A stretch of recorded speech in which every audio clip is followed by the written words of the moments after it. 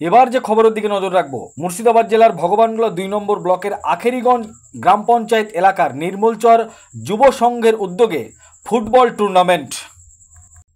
দেশি এবং বিদেশি খেলোয়াড়দের সমন্বয়ে একটি ফুটবল টুর্নামেন্টের আয়োজন করেন নির্মলচরের যুবক সংঘের পরিচালনায়।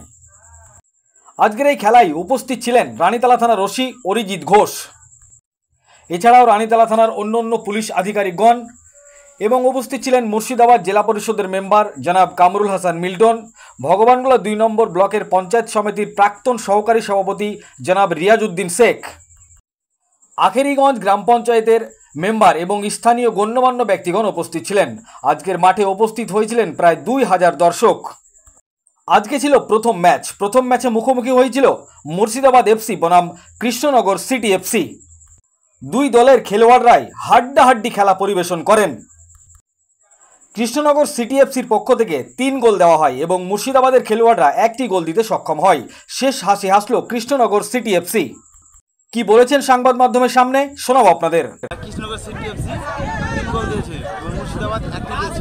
কৃষ্ণনগর সিটি এফসি 2 গোলে জিতেছে। কে জিতলো? Krishnanagar city FC.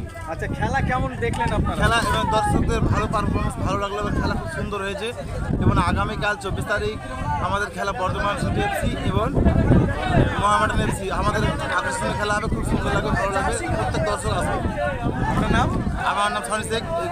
খেলা কেমন হলো বলতে আজকের খেলা সত্যি আমরা খুব সুন্দরভাবে উপভোগ করলাম এবং দর্শকদের যে উৎসাহ দেখলাম তাতে আমাদের মনে হলো যে গ্রাম বাংলায় যদি আমাদের এইরকম খেলা পুনরায় বা আবারও করা যায়, তাতে আমরা পাবলিকদের কাছ থেকে খুব সুন্দর বা থানার যে প্রশাসনিক আধিকারিক তাদের কাছ থেকেও আমরা খুব সুন্দর আশা বা আকাঙ্ক্ষা যেটা করেছিলাম সেটা আমরা পেয়েছি। কে জিতলো আজকের খেলায়? আজকের খেলা ছিল Murshidabad FC versus Krishnanagar city FC.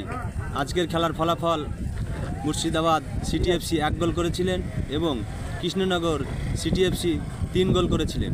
আজকের খেলার ফলাফল কৃষ্ণনগর সিটি এফসি 2 গোলে জিতেছেন। আচ্ছা, খেলা কেমন উপহার হলো আজকে মাঠে? সত্যি আমরা দুঃখিত, আজকের যে মাঠ সেই মাঠটা নিয়ে আমাদের টিকলিচরে কোনো মাঠ নেই বা নির্মলচরে মাঠটা আমাদের ছোট হয়ে গেছিলো এবং উঁচু নিচু একটু ছিল, তাই প্লেয়াররা উভয় দলই ভালো খেলেছেন কিন্তু খেলার মাঠটা আমাদের যেরকম হওয়া দরকার সেই রকম হয়নি। শুধু চরে বলে না, আখেরিগঞ্জ অঞ্চলে কোথাও কোনো মাঠ নেই। এই মাঠের জন্য কিছু আবেদন করতে চাইবেন? আবেদন বলতে আমরা ব্লক ডেভেলপমেন্ট অফিসার যিনি বিডিও আছেন ওনার কাছে আমাদের আবেদন, আমাদের ভগবাংলা টুর মধ্যে যেরকম মাঠ নেই, আমরা চাইবো যাতে খেলাধুলায় আমাদের গ্রামের ছেলেরা আকৃষ্ট হয়, সেই জন্য আমরা বিডিও সাহেবের কাছে আবেদন করব যাতে আমাদের একটা মাঠের ব্যবস্থা করে দেয়। আপনার নাম? আমার নাম তাকিউল্লাহ।